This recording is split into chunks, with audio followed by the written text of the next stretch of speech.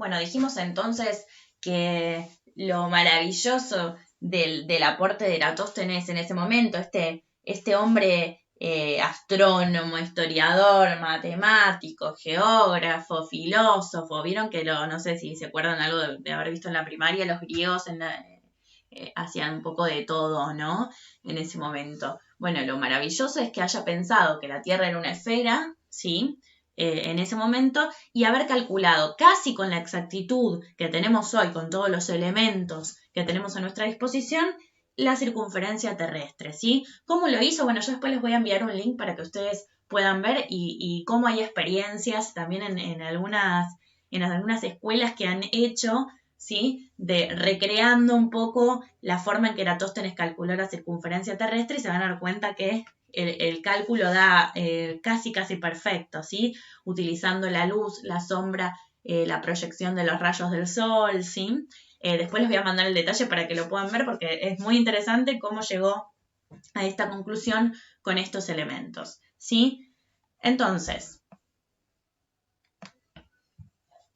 podemos decir entonces que, como van a encontrar también en el libro, ¿sí? Después, a partir de los siglos XV y XVI, ¿sí?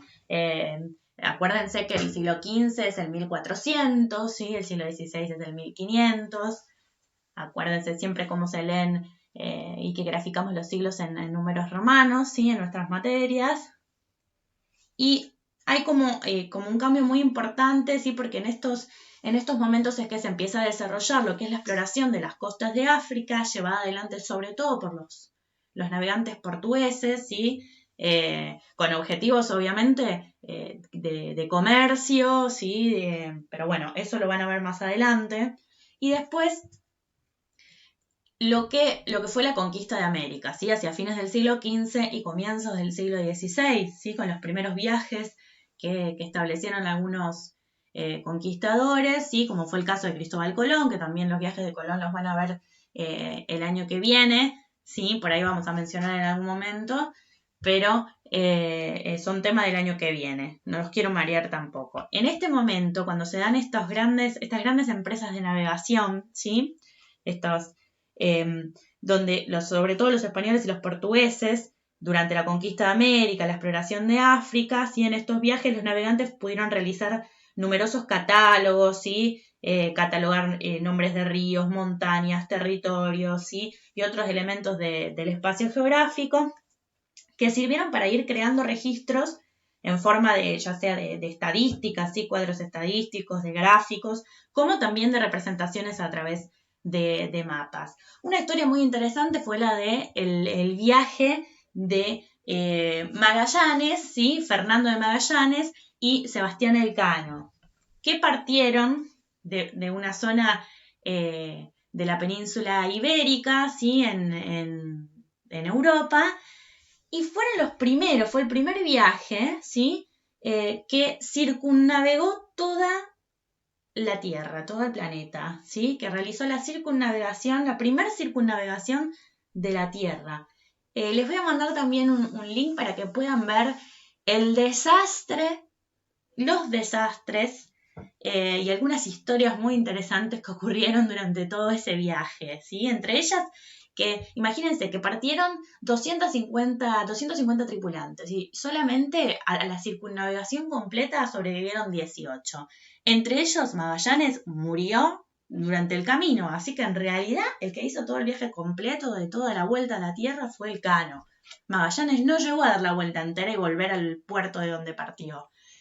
Porque murió en el camino en una situación también muy curiosa. Así que les voy a mandar un enlace a una nota, ¿sí? Del diario La Nación, donde pueden ver todo lo que les fue pasando durante ese viaje, que fueron muchas cosas, ¿sí? Pero imagínense, en 1519, ¿sí? Estos navegantes realizan la primera circunnavegación de la Tierra, ¿sí? De eso, estos aportes en estos siglos fueron muy significativos. Después, cuando veamos también la evolución de lo que fue la cartografía, vamos a retomar un poco esto, vamos a ver también los aportes de los navegantes árabes, ¿sí? Y matemáticos árabes, sobre todo en los instrumentos de navegación, como la brújula, el astrolabio, ¿sí? Lo vamos a ver en la próxima clase. Acá tenemos un poco el mapa de lo que fue, ¿sí? Esta circunnavegación de la Tierra, donde parten de aquí, en España, y encuentra el paso interoceánico, ¿sí? Saben que ustedes que navegando desde Europa hacia el oeste, ¿sí? Hacia donde está América, no existe, y en ese momento mucho menos, ningún paso interoceánico. Luego se fue creando, se creó, esa es otra historia también, el Canal de Panamá, ¿sí? Aquí, en la parte más delgada de América Central, para poder pasar entre los dos océanos. Pero ese es un canal artificial, ¿sí? Que fue creado mucho tiempo después. Pero el único paso interoceánico fue encontrado por la expedición de Magallanes y Elcano, ¿sí? En el estrecho de Magallanes, pasando por nuestra provincia de Tierra del Fuego, ¿sí? Fíjense que toda esta parte, esta flecha rosadita, ¿sí? Toda esta parte ya no la hizo Magallanes porque murió por acá. Así que el que completó todo el viaje fue Elcano. Muy interesante, después lo van a ver en la nota que les mando si les interesa para leerla. Y me cuentan, me pueden mandar un comentario a ver si les pareció. Imagínense, no había nada, chicos, no había GPS, no había satélites, no había internet, no había nada. ¿Cómo se largaron a esa expedición, ¿no? Obviamente buscando la isla de las especias, ¿sí? Y para el comercio, y con Oriente, ¿sí? Que es un poco lo que creyó haber encontrado Cristóbal Colón cuando llegó a América, que para los europeos era un continente desconocido. Ustedes saben que no hablamos más ni de descubrimiento de América, porque América no fue descubierta. América fue descubierta para los europeos que no la conocían, pero para sus habitantes originarios no fue ningún descubrimiento, ¿no? Ni tampoco hablamos de nuevo continente. América no era nuevo, América estaba ahí, solo que los europeos no la conocían, ¿no? Entonces para nosotros podemos decir entonces que el nuevo continente sería Europa, porque para nosotros los americanos sería un continente nuevo. Así que no hablamos más ni de descubrimiento ni de nuevo continente, ¿sí? Pero iban buscando las rutas comerciales. Y se largaban a empresas marítimas como estas, ¿sí? Monumentales. Después, a partir de los siglos XVIII y XIX, lo que prevalecía, ¿sí? Fue el concepto de determinismo geográfico. La forma de hacer geografía, ¿sí? Era pensando que las personas y sus actividades estaban determinadas por las condiciones de la naturaleza. O sea, vos ibas a desarrollarte como sociedad con tus actividades de todo tipo según el lugar donde te había tocado en suerte vivir, ¿sí? No había forma de que vos pudieras escapar a eso. Estabas determinado, tu existencia y la existencia de tu sociedad estaba determinada por el lugar en el que vos vivías. Esto, obviamente, con el avance de los conocimientos científicos, la aparición de nuevas corrientes geográficas, de otros enfoques, ¿sí? Otras formas de ver las cosas, sabemos que no es así, ¿sí? Que es una relación todo el tiempo entre las sociedades y la naturaleza, donde las sociedades y los seres humanos vamos modificando todo ese espacio y no es determinante para cómo vamos a ser como sociedad. ¿Es influyente? Sí, claro que el espacio, el medio donde nos desarrollamos influye en cómo somos como sociedad, pero no es determinante en absoluto, ¿sí? Entonces esto fue cayendo en desuso con el tiempo, pero fue muy importante y prevaleció esta forma de hacer geografía durante el siglo XVIII y XIX, impulsado por el fuerte desarrollo, fue un momento de fuerte desarrollo de las ciencias naturales, ¿sí? Donde las teorías, sobre todo en la biología, decían que todas las relaciones, tanto humanas como naturales, estaban regidas por un orden natural, ¿sí? Que las cosas eran así.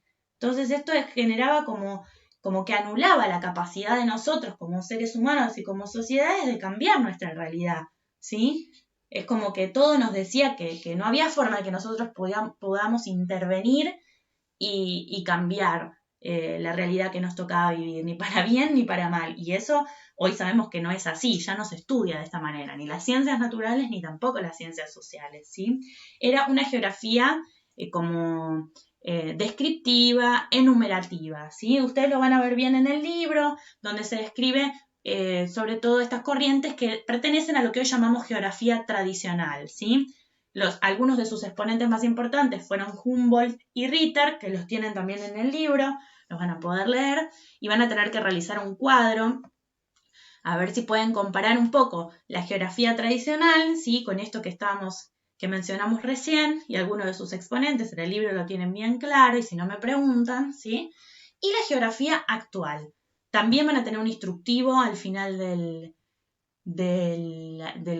trabajo práctico, perdón, de la clase, donde si no saben o no hicieron nunca un cuadro comparativo, que tiene que ser simple, no se maten, no se vuelvan locos, ¿sí? Si no me preguntan, comparando las características, ¿sí? De la geografía tradicional y de la que llamamos geografía actual o nueva geografía, ¿sí?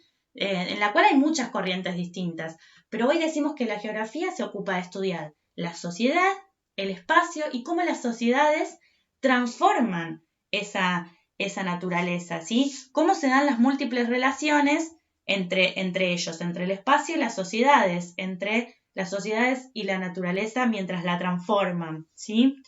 Hoy la geografía se interesa por analizar cómo se relacionan entre sí las sociedades y con la naturaleza, a través de qué actividades, a través de qué construcciones humanas se relacionan, de qué manera se conforman las sociedades, cómo se organizan los diferentes espacios geográficos en la superficie terrestre, ¿sí? Hoy la geografía tiene otras preocupaciones, dónde se ubican las sociedades, cuáles son sus costumbres, cómo utilizan y transforman sus herramientas de trabajo, se preocupa por conocer los elementos naturales también que se encuentran en los distintos lugares, pero se preocupa también por saber cómo las sociedades los utilizan para satisfacer esas necesidades, como la alimentación, como la vivienda, ¿sí? Y otras necesidades más complejas. Nosotros sabemos que al utilizar los elementos naturales, los seres humanos van modificando, van transformando las condiciones físicas de cada lugar, ¿sí? La geografía va estudiando esas modificaciones, ¿sí? Cómo nosotros vamos transformando el espacio. Y también analiza otros fenómenos, ¿sí? De qué manera construimos las viviendas, los caminos, las fábricas, los ferrocarriles, ¿sí? Cómo organizamos el espacio geográfico. Es un poco lo que queremos tener en claro, ¿sí? Acá retomamos un poco lo que es el concepto de espacio geográfico. Acuérdense que esto es central, es el objeto de estudio de la geografía, de nuestra ciencia de la que nos estamos ocupando, ¿sí? Que es el espacio que la sociedad va construyendo, ¿sí? Donde sabemos que se combinan los elementos y procesos naturales con las acciones y las construcciones humanas. Esa conjunción, ¿sí? Que es resultado de un proceso histórico. El espacio geográfico no es solo lo que nosotros podemos ver, sino que es todo lo que contiene también que no es material, ¿sí? Todo el proceso, la historia de ese proceso para llegar a cómo es hoy ese espacio geográfico, ¿sí? ¿Por qué dice que los elementos y procesos naturales se distribuyen de manera desigual? Porque no están distribuidos de la misma forma en todas las partes de la Tierra, sino todos los espacios geográficos serían iguales, ¿sí? Y acá hacemos la diferencia con otro concepto, que es el de paisaje, ¿sí? El paisaje sí es aquello que podemos ver, la apariencia visible del espacio geográfico, ¿sí? Donde podemos distinguir los elementos naturales, modificados o no por las sociedades, y los elementos construidos por el ser humano, ¿sí? Los paisajes, hoy en día podemos decir que no queda espacio geográfico sin intervención del ser humano. Eso casi que la geografía ya lo afirma, ¿sí? La apariencia visible del espacio geográfico es lo que vemos. Eso es lo que definimos como paisaje, ¿sí? El espacio geográfico es mucho más amplio, ¿sí? A continuación, les voy a dejar algunos esquemas y algunos cuadros que por ahí les ayudan en la organización de toda la información que estamos teniendo, ¿sí? Continúo en la tercera parte.